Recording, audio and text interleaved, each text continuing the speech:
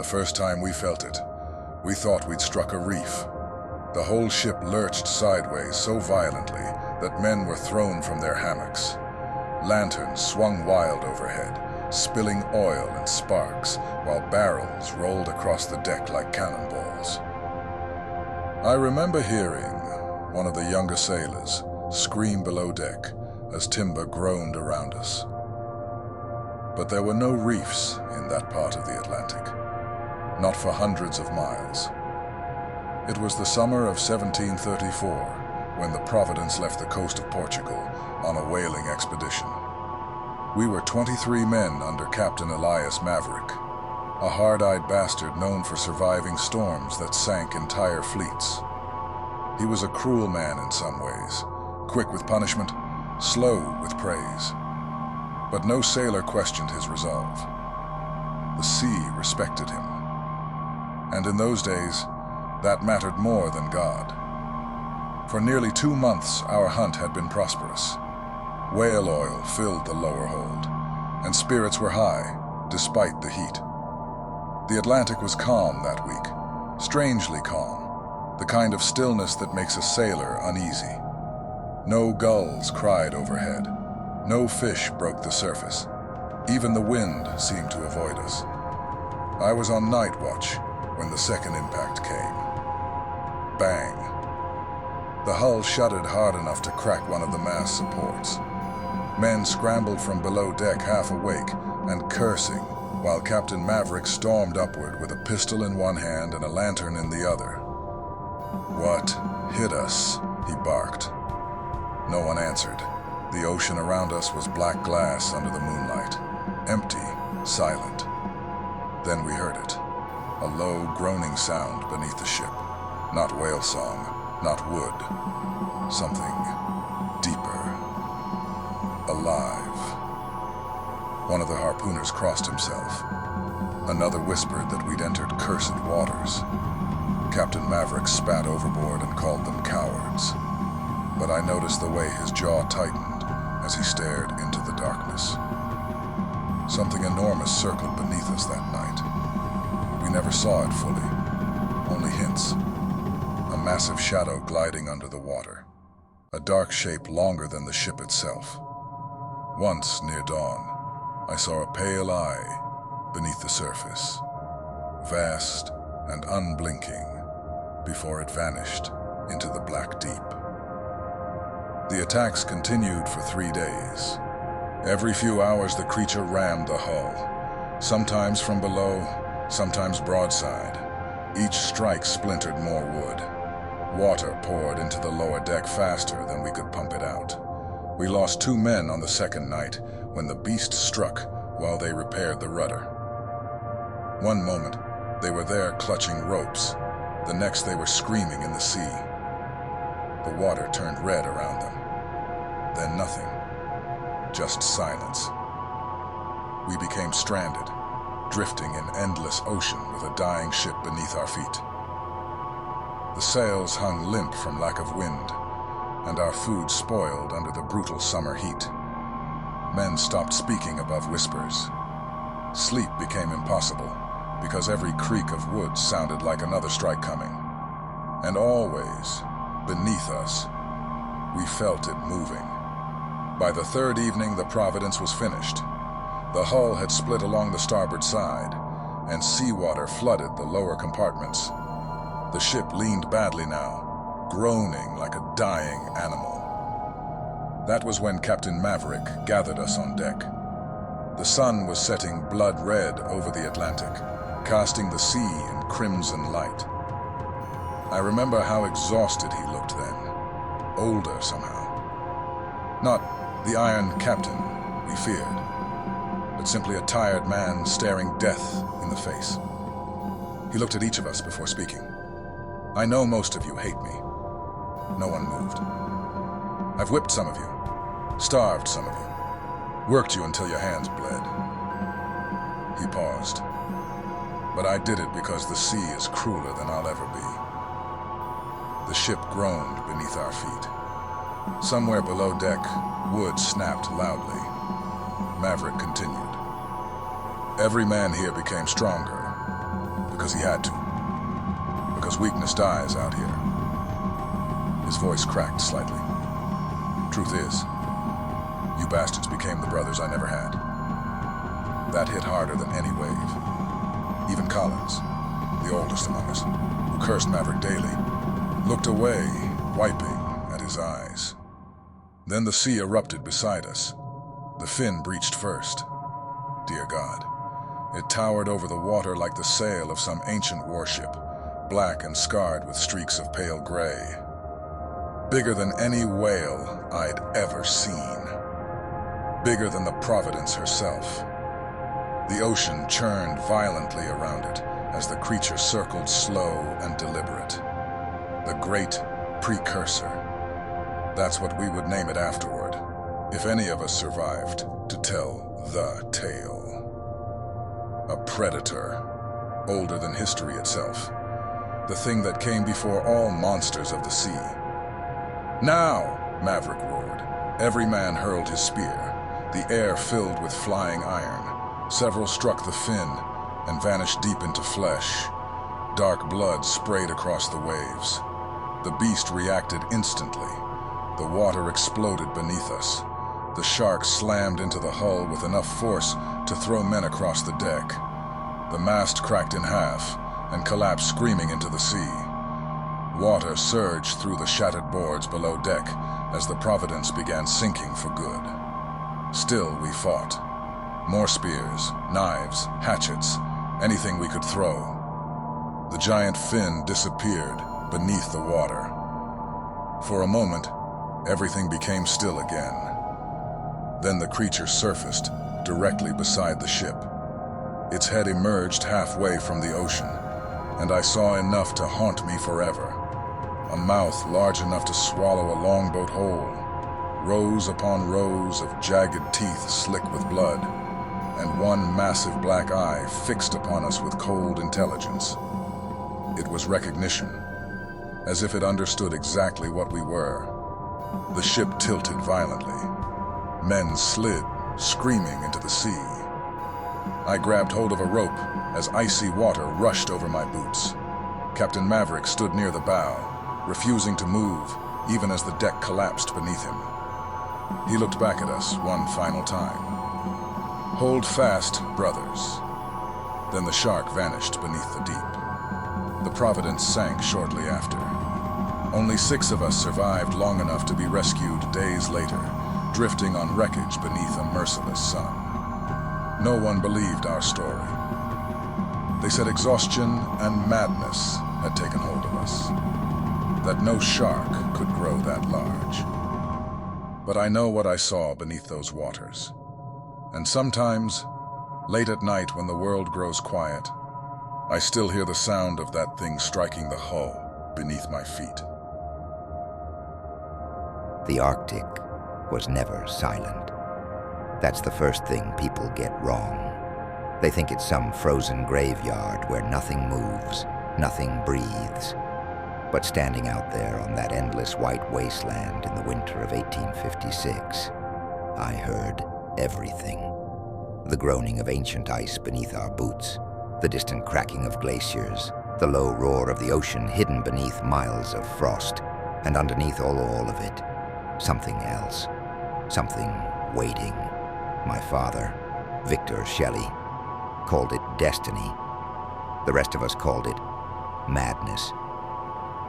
$5 billion for this whole operation, Shelley.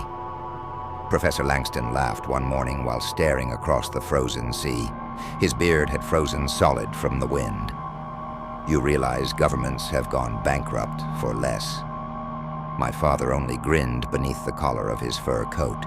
Yeah, he said calmly, cigar glowing against the gray sky. Sure is a lot.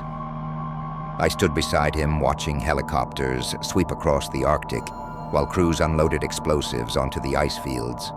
Massive steam vents attached to our ships blasted heat across the frozen surface, slowly melting pathways through layers believed to be centuries old. I rubbed my gloves together nervously as another helicopter thundered overhead. "What?" my father asked without looking at me. "You aren't scared, are you?" "I'm not scared." I lied. It's just, you're really taking this seriously. That made him turn toward me. His weathered face looked older in the cold, lined deep from years of obsession. Listen, baby girl, he said quietly. I know this thing is real. The history proves it. He pointed toward the frozen wasteland ahead of us. The Providence. Summer of 1734. 23 sailors attacked by something bigger than any whale alive. He smiled faintly. And if I'm right, the beast got trapped here when the Arctic shifted. You really think a shark survived frozen in ice for over 100 years? He shrugged. Nature's done stranger things. Then his eyes narrowed greedily. Besides, soon as we pull this thing out, I'll make every cent of that money back. That sentence sat wrong with me. Not because I doubted him, but because part of me believed him. By afternoon, the operation intensified. The helicopters continued dropping explosive charges across a massive frozen ridge nearly a mile wide. Each blast echoed like artillery fire across the Arctic. Ice fractured, collapsed, and slid into the dark, freezing sea below. Scientists scrambled everywhere, shouting measurements and coordinates, while ships rammed through thicker ice walls. Steam vents roared non-stop, filling the air with hot mist that drifted like ghostly fog across the frozen water. Then the final charges dropped. At first it sounded like every other explosion. Then the ocean answered back. Boom! The ice beneath us shook violently. Men stumbled to the ground as an enormous eruption exploded upward from beneath the frozen sheet. A tower of shattered ice and black water blasted into the sky, and mixed inside it, just for a second, was something massive, something alive. I saw only a glimpse, dark gray flesh, a shape longer than our ship's, a gigantic tail vanishing beneath the water. Then it disappeared beneath the collapsing ice. The helicopters circled lower immediately. Did you see that? Someone screamed over the radios. My father's eyes widened with pure obsession.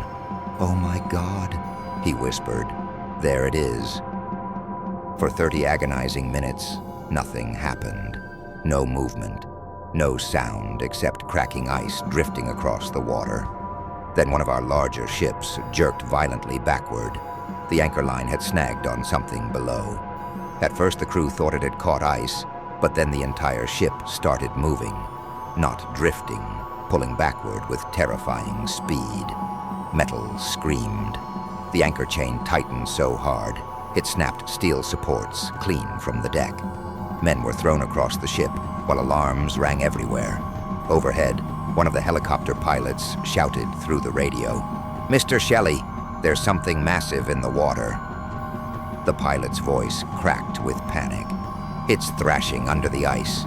Jesus Christ, it's huge." Then the ocean exploded. A colossal shape burst upward through the frozen surface, smashing through thick ice sheets like glass. Entire slabs the size of houses flew into the air. Helicopters swerved violently, trying to avoid the debris raining down.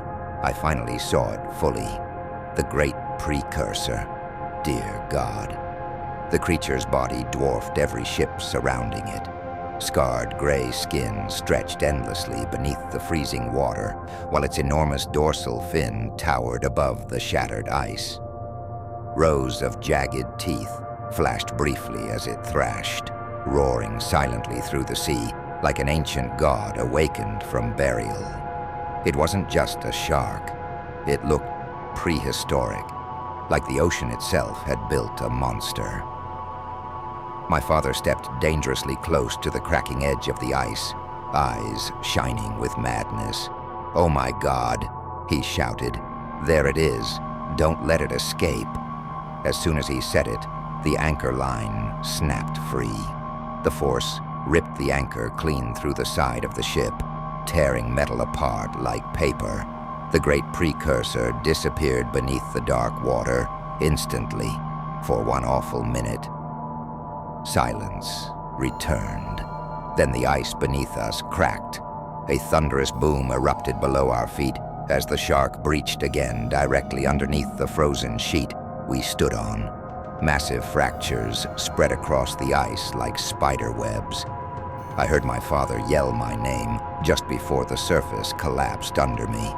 The Arctic water hit like death itself. I couldn't breathe. The cold stabbed through my body instantly, dragging me downward into darkness. Somewhere beneath me I felt movement, something gigantic shifting through the black water.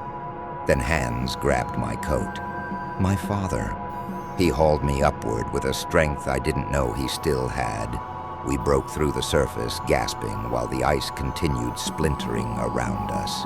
Crewmen rushed forward, throwing ropes as my father shoved me towards safety first. I remember coughing violently while they dragged us onto stable ice. And I remember looking back. The water nearby churned slowly. Far beneath the surface, I could still see it descending into the deep. The great precursor had survived the ice. And now, we had set it free. In the fall of 2001, I drove nearly 3,000 miles alone to reach the northern Atlantic waters, where sailors once claimed the great precursor still roamed. Most people who searched for the shark wanted proof, fame, pictures, money. I wanted none of that. At 60 years old, I had already buried my wife, outlived most of my friends, and spent too many nights wondering why God leaves certain things alive long after the world forgets them. I wasn't hunting the creature. I just wanted to see it before I died. Maybe understand it. I built the cage myself in my garage over 6 months. Thick steel bars welded carefully together with a manual lowering system attached to my small boat. No crew, no cameras, just me, the sea, and whatever waited beneath it. The locals at the harbor thought I was insane when I launched out alone. One old fisherman asked what I planned to do if I actually found the thing. I told him the truth. Nothing. The ocean was black that night, cold and endless. By midnight, I reached the coordinates tied to the old 1734 accounts, the same place the Providence vanished. I remember praying quietly before lowering myself into the water. The cage creaked softly as it descended beneath the surface. My flashlight beam cut through the dark in thin, pale streaks, but after a certain depth, the ocean stopped feeling like water. It felt like space, empty, endless. The deeper I went, the heavier my breathing became. Then I saw movement below me. At first, I thought it was the ocean floor rising, but it moved, slowly. A shape emerged from the darkness so large my brain struggled to understand it. The figure glided upward without sound, massive enough that I could only see pieces of it at a time. My breathing turned ragged inside the cage. The great precursor circled me once. No aggression, just slow observation. I raised the flashlight with shaking hands and aimed it towards the creature's side. The beam revealed ancient white skin covered in endless scars. Deep grooves crossed its body like old wounds from battles long forgotten. Parts of its flesh looked almost pale gray beneath the water, aged beyond imagination. And its eye. It looked tired, old. Older than anything I had ever seen alive. The shark drifted closer until its body nearly brushed the cage. I could hear the faint scrape of rough skin against metal. My fear should have overwhelmed me then, but it didn't. I felt sadness. Slowly, carefully, I reached one hand through the bars. My fingers touched its skin. It was rough, like wet stone, but strangely smooth underneath. Warm in certain places, despite the freezing water. The creature didn't react violently. It simply kept moving beside me while I rested my hand against it. A living piece of another world. Then something changed. The shark began slowing down. Its movements grew weaker, more sluggish. The great tail that must have carried it across centuries barely moved anymore. It circled the cage one final time before stopping completely in the dark water beside me. I remember whispering, "It's okay." The giant shark slowly tilted downward. It simply sank down into the black depths beneath me, not moving anymore. I stayed there for a long time, watching the darkness where it disappeared. My flashlight eventually caught the faint outline of its enormous body, resting peacefully on the ocean floor. The great precursor had survived long enough for one final witness. I'm nobody special. Just an old man who came alone to keep a promise between himself and God.